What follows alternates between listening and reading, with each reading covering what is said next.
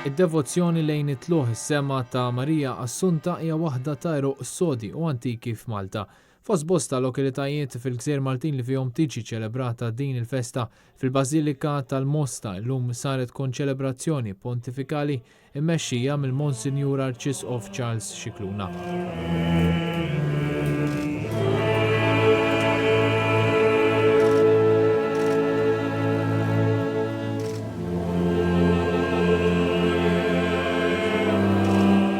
Fl-omelija tiegħu qal li meta jħares lejn il-Gżejjer tagħna jifhem kemm is-sirijietna kellhom għall-qalbhom din il-festa, festa li żżejjer il-Gżejjer Maltin.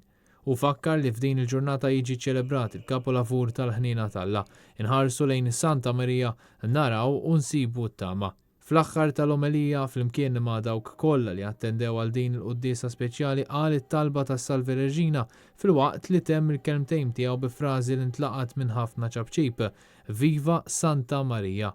Fl-aħħar tal-quddies li għaliha kienu preżenti l-Speaker tal-Parlament Anġlu Farrugia, bosta deputati u kunsilliera tal-Partit Nazzjonalista, l-Arċisqof Scicluna ingħaqad f'mument ta' talb u ħeġġeġ l-awtoritajiet biex ikunu umani f'dak li qed jiġri bħalissa f'nofs ta' baħar rigward l-immigranti.